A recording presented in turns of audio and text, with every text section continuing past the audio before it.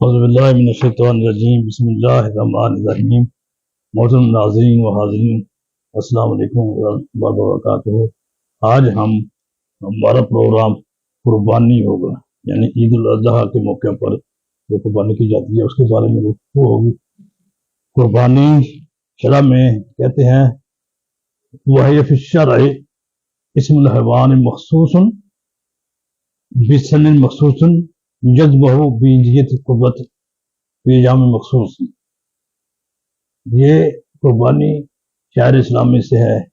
اللہ تعالیٰ نے سورۃ کوثر میں حضرت نبی خاتم النبی حضرت محمد مصطفیٰ صلی اللہ علیہ وسلم کو مخاطب کرتے ہوئے فرمایا کہ فصلی لربک وانحر، آپ اپنے رب کی نماز کے لیے نماز پڑھیے اور اس کے لیے اس کی راہ میں قربانی کیجیے، قربانی دیجیے۔ محترم حاضرین، قربانی دراصل اسلام کے صدقہ و خیرات کا ایک بہت اہم یہ شاعر ہے، ایک اہم سکون ہے۔ یہ بہت بڑی ایک ایکٹیویٹی ہے جو مسلم معاشرے میں ہر سال رہتی ہے، لیکن بالخصوص یہ عید الاضحیٰ کے موقع پر 3 دنوں میں، جنوں کا نام نہر کہتے ہیں، قربانی کے دن کہتے ہیں، یعنی 10، 11، 12 ذوالحج کو یہ دنیا بھر کے مسلمان کرتے ہیں، جس میں کروڑوں جانور ہوتے ہیں، کروڑ ارب خرب روپیہ کا دین دے رقم کا کہ آپس میں تبادلہ ہوتا ہے۔ اس سے ایک معاشی ایکٹیویٹی کو فروغ ملتا ہے۔ قربانی کے سلسلے میں ہمیں محتاط رویہ اختیار کرنا چاہیے۔ اسے صرف ایک عام چیز سمجھ کر اس کو اس طریقے سے اس کے ساتھ برتاؤ نہیں کرنا چاہیے۔ یہ سمجھ لینا چاہیے کہ یہ اہم عبادت ہے، اس کو اسی تناظر میں ادا کرنے کی کوشش کرنی چاہیے۔ سامعین و ناظرین، اضحیہ یا قربانی اس مخصوص جانور کو کہا جاتا ہے جو مخصوص عمر اور مخصوص دن میں مخصوص نیت سے یا قربت اللہ کی نیت سے ذبح کیا جائے۔ حیوان مخصوص سے مراد گائے، بیل، بھینس، پیڑ، مینڈا، بکرا، بکری اور اونٹ ہیں۔ اور وقت خاص سے مراد ایام نہر ہیں۔ ایام نہر 10 دن ہیں، وہ 10 ذوالحج سے شروع ہوتے ہیں۔ ہر سال ذوالحج کی 10 تاریخ، 11 تاریخ، 12 تاریخ یہ ایام نہر ہے۔ ان دنوں میں جو قربانی کی جاتی ہے ان کو اضحیہ کہا جاتا ہے، یہ قربانی کہلاتے ہیں۔ اور اس کے علاوہ بھی قربانی ہوتی ہے، وہ نظر کی قربانی ہوتی ہے، جو صدقہ کی قربانی ہوتی ہے، وہ زیادہ چیز ہے۔ یہ قربانی اس چیز ہے، یعنی یہ جو ہے نا قربانی، یہ 3 دن اور 2 راتیں تک اس کا دورانیہ ہے، اس میں قربانی کی جاتی ہے۔ شرع میں 8 ذوالحج کو یوم ترویہ کہتے ہیں، 9 ذوالحج کو یوم عرفہ کہتے ہیں، 10 ذوالحج اور 11 ذوالحج اور 12 ذوالحج کو ایام نہر کہتے ہیں۔ 9 ذوالحج اور سے لے کر 13 ذوالحج تک جو ہے یہ 9، 10، 11، 12، 13 دن، یہ 5 دن جو ہے یہ ایام تشریق کہلاتے ہیں۔ یعنی ان میں تکبیرات تشریق پڑھی جاتی ہیں۔ تکبیرات تشریق کی ابتدا جو ہے وہ 9 ذوالحج کی فجر کی نماز کے لے کر 13 ذوالحج کی عصر کی نماز تک رہتی ہے۔ مرد حضرات اونچی آواز میں پڑھنا ان پر جو ہے ضروری ہے، کم سے کم ایک بار اونچی آواز میں پڑھنا، اور خواتین اپنی آسا دھیمی آواز پڑھیں گے۔ ایام تشریق میں تکبیرات تشریق کہتے ہیں وہ ہے اللہ اکبر، اللہ اکبر، لا الہ الا اللہ، واللہ اکبر، اللہ اکبر، وللہ الحمد۔ یہ ہر فرض نماز کے بعد پڑھنا ان کا جو ہے ضروری ہے۔ یہ میں نے بتایا کہ یہ 9 ذوالحج سے شروع ہو جاتا ہے، اور یہ عمل پھر 9 ذوالحج سے لے کر یعنی آپ یہ سمجھ لیں کہ 9 ذوالحج کے بعد شروع ہوتا ہے، اور یہ عمل جو ہے یہ 13 ذوالحج کی عصر تک رہتا ہے۔ عصر کی نماز کے فرض ادا کرنے کے بعد پڑھ کر یہ ختم ہو جاتا ہے۔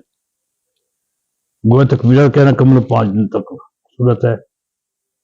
اچھا، ان دنوں میں ایام تشریق میں جنہیں کہا جاتا ہے، ان دنوں میں کھانا پینا خوب کھل کر کھانا پینا چاہیے، وہاں سوائے یوم عرفہ کے۔ یوم عرفہ کے جو لوگ میدان عرفات میں ہیں وہ روزہ نہیں رکھ سکتے، وہ کھائیں پیئیں گے۔ ان کے علاوہ جو دوسرے مسلمان ہیں، دوسرے شہر میں، دوسرے علاقوں میں رہتے ہیں، ان کو روزہ رکھنا، اس کو مقصد سمجھا گیا، اچھا سمجھا گیا، اس کی تلقین کی گئی ہے، لیکن باقی دنوں میں روزہ نہیں رکھنا چاہیے، باقی دنوں میں خوب کھانا پینا چاہیے۔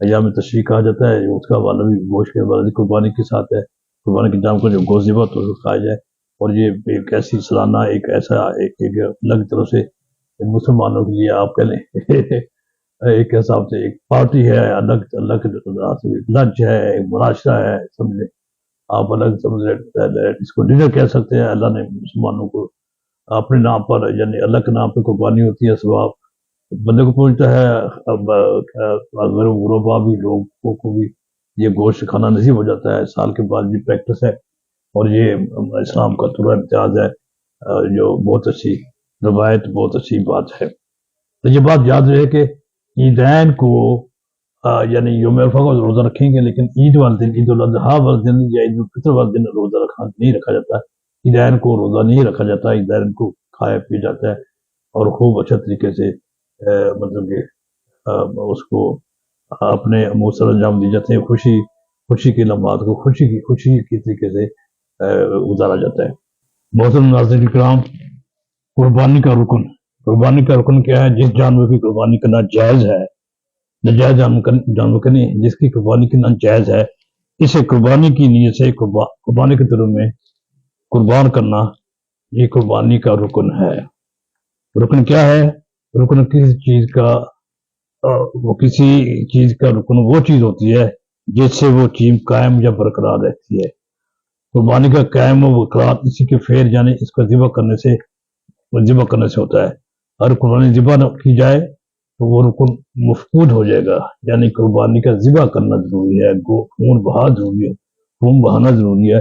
یہ تصور ہے کہ قربانی کے پیسے دے دی جائے، قربانی کو پیسے کسی فلائی کمپنی کو دیے جائے، وہ تصور اس لحاظ سے صحیح نہیں کہ اس میں قربانی کا رکن پورا نہیں ہوتا۔ ہر حال قربانی کرنا پڑے گی، اس کا گوشت پورا وقت تقسیم کرنا پڑے گا، باقی اس کے جو دوسرے امور ہیں، اس کے کھال وغیرہ کی رقم وغیرہ ہے، وہ معاملہ وہ علیحدہ ہے، لیکن قربانی بازور کرنی پڑے گی، یہ قربانی کا رکن ہے، اس لیے اس کو ذہن رکھنا چاہیے۔ اب قربانی کے جانور کی عمر، بکرے کی عمر 1 سال سے کم نہیں ہونی چاہیے، بچڑے کی یا بیل کی عمر 2 سال سے کم نہیں ہونی چاہیے، اور اونٹ یا اونٹنی کی 5 سال سے عمر کم نہیں ہونی چاہیے۔ ان کی عمر کا یہ خیال رکھنا چاہیے وہ صحت مند و بیمار نہ ہو، اور ان کو کوئی جسمانی عارضہ، جسمانی بیماری لاحق نہ ہو، کوئی ایسا عیب نہ ہو جو نظر سینہ ٹوٹا ہو، دانت نہ ٹوٹے ہو، یا کوئی ایسی چیز ہو جو اس کی صحت مندی کے خلاف ہو، وہ جانور اس کو ذبح نہیں کرنا چاہیے۔ اب قربانی کی باریکی صفت کے بارے میں بات کرتے ہیں۔ قربانی کی 2 قسمیں ہوتی ہیں، ایک واجب قربانی ہوتی ہے، دوسری نفل قربانی ہوتی ہے۔ فقہاء کرام نے بعض فقہاء کرام نے واجب قربانی کو واجب کہا، بعض نے سنت کہا، بعض نے سنت مقطع کہا ہے۔ اما ابو حنیفہ رحمۃ اللہ علیہ نے قربانی کی وجوب کو کہا ہے، لیکن کسی جگہ پر وہ مسئلے کے نقطے سے سنت مقطع بھی کہہ دیتے ہیں۔ بہرحال اس کا انحصار یعنی قربانی کا واجب ہونا یا سنت مقطع انحصار قربانی کی نوعیت پر ہے، اس قربانی کی نوعیت کیا ہے۔ اچھا، امام حنیفہ کو پہلے میں بتا چکا ہوں کہ انہوں کہا جی نزدیک یہ مالدار پر واجب ہے، اس آدمی کے لیے سنت ہے جو اس کی استطاعت رکھتا ہو، اس کے لیے سنت مقطع ہے، اور اس حکم میں شہری دیہاتی، مقیم مسافر اور مناب میں حاجی سب شامل ہیں۔ اور اس کے بعد پھر یہ چیز ذہن میں رکھیے کہ واجب قربانی کی اقسام کتنی ہیں۔ واجب قربانی کی اقسام 2 ہیں۔ پہلی قسم کی اس کی اقسام کے بارے میں گفتگو کرتے ہیں، وہ اس کی کئی اقسام ہے۔ پہلی قسم وہ قربانی ہے جو مالدار اور غریب پر واجب ہے، اسے نظر کہتے ہیں، یعنی کسی نے نظر مانی، کسی نے منت مانی، نظر مانی، اس کے بعد اس کو قربانی کرنا ضروری ہے، قربانی واجب ہوتی ہے۔ اور دوسری قربانی وہ ہے جو غریب پر واجب ہے، امیر پر نہیں، یعنی ہر وہ قربانی جو کسی غریب نے اس نیت سے جام خریدا کہ وہ اس کی قربانی کرے گا، یا وہ نیت کا لکھوانے کی، تو اس پر قربانی واجب ہو جائے گی۔ قربانی کی نیت کرنے پر وہ قربانی اس کو ضرور کرنی پڑے گی۔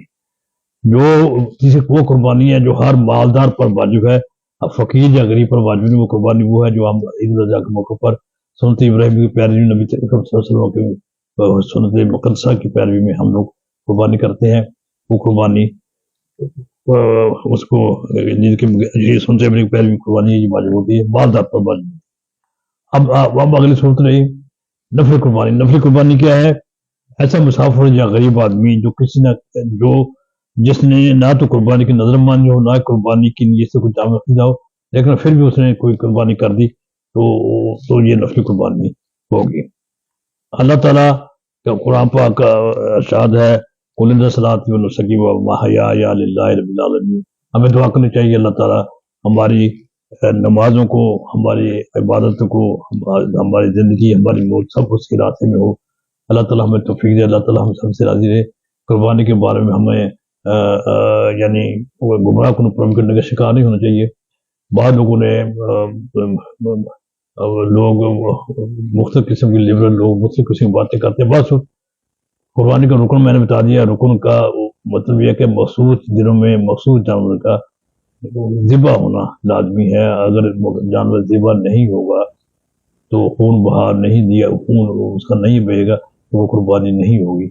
لہذا ان سلسلوں کو اپنے سامنے رکھنا چاہیے، اور قربانی کے دنوں میں یہ تکبیرات ایام نہر میں قربانی کرنی چاہیے، ایام تشریقی میں تکبیرات تشریق ادا کرنی چاہیے۔